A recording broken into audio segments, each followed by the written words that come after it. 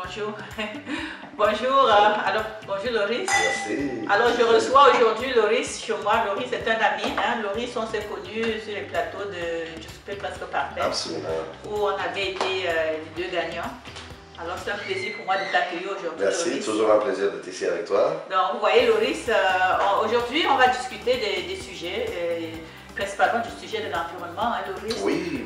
Parce que l'environnement, vous savez, c'est vraiment le grand enjeu de société au XXe siècle, XXIe siècle. Et puis, Loris, tu as suivi récemment avec le feu de forêt qui se passe en Amazonie, c'est terrible. Qu'est-ce que tu en penses de ça? Absolument. Mais au-delà du fait que, tu sais, l'Amazonie, c'est les poumons de la planète. Hein, 20% de tout ce qu'on a au niveau oxygène, il provient de là-bas. Mais j'ai entendu récemment ce qu'on pense que sont les causes de feu, c'est évidemment, ces feux-là ont été créés par des personnes. Donc c'est ça que je trouve extrêmement... Ça, c'est ce qu'on prétend. C'est qu'on prétend.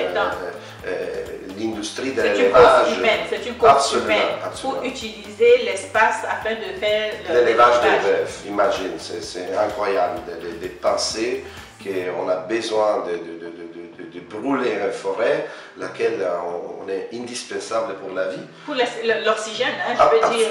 Absolument. Et ça pollue, il y a une grosse pollution atmosphérique. Exactement, et donc je trouve ça vraiment inhumain. Je ne peux pas croire que c'est vrai, mais en tout cas, c'est ça qu'on dit, c'est ça qu'on dit. Donc, mais est-ce que tu penses, selon toi, qu'il n'y a pas assez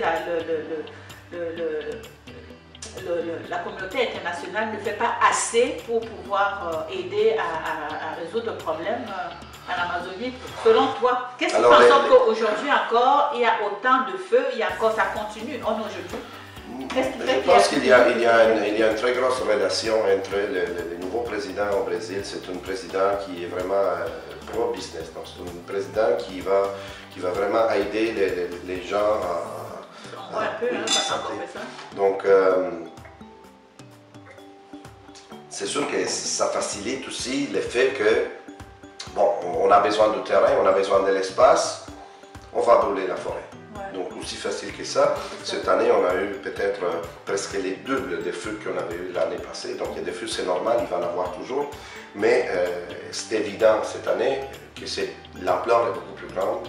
Et je pense que puisque c'est 20% de l'oxygène de la planète, il vient de là-bas, donc c'est un problème pas juste du Brésil, mais c'est un problème mondial. Mais je me pose toujours comme question, et je vous pose la question chez vous à la maison, selon vous, qu'est-ce que vous pensez qu'il devrait être fait pour pouvoir aider à résoudre le problème?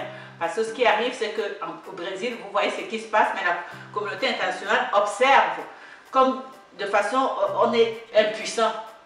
Est-ce qu'on doit laisser ça comme ça et laisser les choses aller au risque de tous subir des conséquences? C'est très important de s'impliquer. C'est notre responsabilité, c'est notre futur, le futur de nos enfants. Donc on doit s'impliquer directement, indirectement, avec des petites actions, mais avec des actions concrètes. Donc on doit faire quelque chose, on doit appeler nos parlementaires, les parlementaires doivent appeler les présidents ils doivent aller se rencontrer pour prendre des mesures. Moi je pense que dans chaque pays, les gens devraient sortir. Important. Je pense que l'expérience a montré que quand on sort, quand on fait la démonstration, quand les gens sortent et marchent, ça marche. Absolument. Alors je pense qu'il est temps que nous puissions penser à faire une chaîne de solidarité pour pouvoir sortir. Absolument. Sortir, vraiment manifester nos mécontentes. Exactement. Manifester nos mécontentes. C'est très important. Il y a une autre façon aussi pour les gens qui ne veulent pas nécessairement manifester à travers les médias sociaux. C'est très fort, très populaire de nos jours. Donc pourquoi pas? Encore là, toujours avec constance, il faut faire quelque chose. On ne peut pas laisser ça aller comme ça. C'est les futurs, c'est nous-mêmes. L'écologie, c'est indispensable.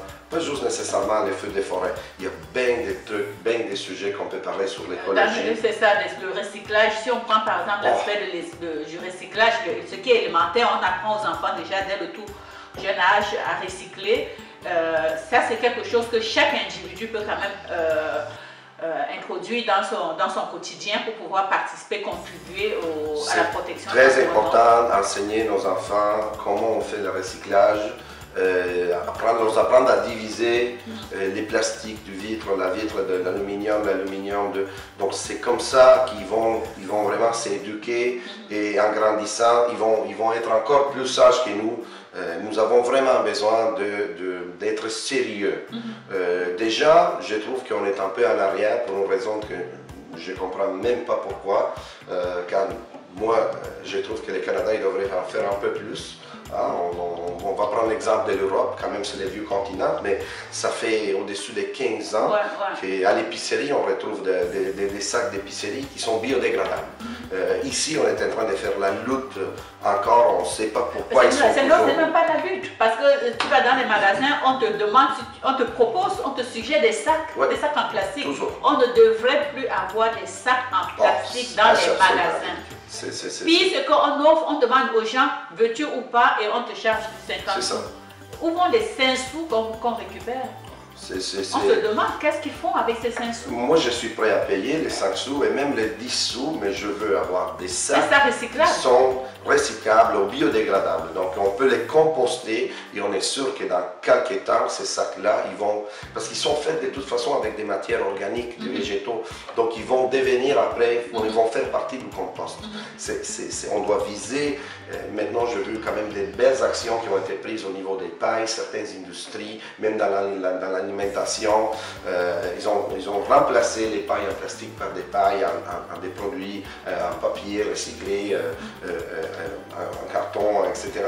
Mais tous des produits qui de toute façon, c'est des produits recyclables ou compostables. Et parlant même de compost, tu sais qu'aussi, une chose qu'il faut quand même applaudir nos municipalités par rapport à ça, dans toutes les municipalités maintenant, on a des bacs bruns. Hein. Oui. Je veux dire, est-ce que tout le monde l'utilise? Ça peut être la question. Est-ce que c'est utilisé adéquatement? Ça, c'est aussi une autre question. Exactement. Mais au moins, l'initiative est là, il y a des bacs bruns, il faudra que chaque personne, chez lui, chaque famille utilise ces bacs bruns pour faire le recyclage de chez eux, déjà des produits alimentaires. Oui, absolument. C'est sûr que c'est difficile de changer les habitudes. Auparavant, on mettait tout dans notre sac noir, donc on ne voit rien. Et j'ai des gens que je connais qui malheureusement, même s'ils savent qu'il y a les compostages, ils ne font même pas encore. Je pense qu'il faut se responsabiliser. C'est sûr, à chaque jour, on a toujours des déchets organiques. Soit qu'on fait les composts à la maison, mais non, on a la possibilité même d'avoir des petits trucs qu'on peut mettre dans notre jardin. Donc, où on met tous les déchets, quand on épluche les blés d'Inde, ou simplement un concombre, donc on met tout ça ensemble, on les met dans notre composteur, ou simplement dans un petit sachet, et on les tient de côté. Une fois par semaine, exactement, on a nos bacs bruns, il vient les chercher, et ça va servir à la ville justement pour nourrir les plantes, les belles fleurs qu'ils nous mettent à chaque année. Donc il faut ces responsabilités. Je pense que c'est une belle chose, mais je trouve que la plupart des gens ne font pas nécessairement. C'est ça, donc c'est à vous à la maison, vous avez un devoir, une responsabilité, une obligation de faire des efforts dans ce sens-là. Les bacs bruns ne servent à rien, c'est là pour servir à quelque chose, pas pour orner votre cours, c'est pour vraiment recevoir tous les déchets produits de l'alimentation. Oui. Okay. Mais déjà, un grand avantage quand on coupe la pelouse, quand on coupe la pelouse à la maison, on vide directement. Avant, c'était des sacs. Et ça, c'était épouvantable. Ouais. Mais là, c'est parfait. C'est magnifique. Donc, ça nous améliore la vie, mais ça nous facilite la vie aussi. C'est ça. Donc, si on parle de l'alimentation aussi, tu as suivi la semaine, il y a 2 semaines un peu, au sujet, on a dit que la fraise était tellement contaminée, il y avait tellement de produits toxiques dans la fraise, au point où je vous demande à la maison, avec d'informations, je ne sais pas si vous êtes au courant, si vous avez suivi l'information, que dans les fraises, il y a tellement de contaminants que on se demande si on ne devrait pas interdire de manger des fraises. Oh, écoute, les contaminants sont un peu partout. On les utilise évidemment parce qu'on veut avoir des récoltes plus productives, donc on veut avoir de la grosse quantité et aussi on veut avoir des belles fraises. Il faut que ce soit esthétiquement très belle. On est quand même chanceux au Québec, on a des fraises qui sont à la télé francophone québécoise. Un très bon programme qui m'a appris quelque chose que je ne savais même pas. Dans les prairies canadiennes, on utilise les glyphosates pour sécher plus rapidement les blés et pour pouvoir faire la récolte plus vite, donc pour pouvoir replanter après et faire d'autres récoltes successives.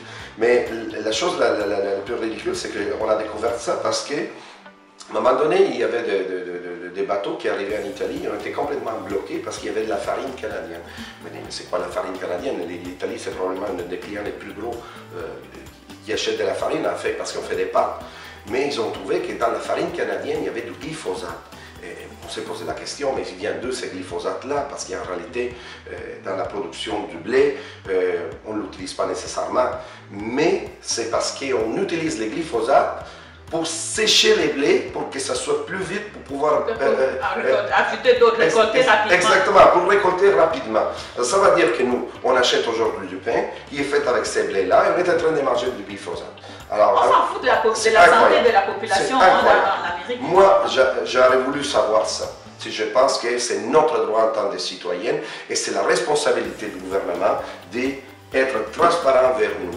Et je trouve qu'on n'est pas assez transparent. Moi, je me demande si les gouvernements, eux aussi, ils consomment ces aliments chez eux. Parce que s'ils étaient au courant de ce qui se passe, pourquoi ils permettent que ces actions soient posées dans le pays ici? Très bonne question. On va poser la question au prochain. Aux gens responsables. Allez voir vos députés pour leur poser la question.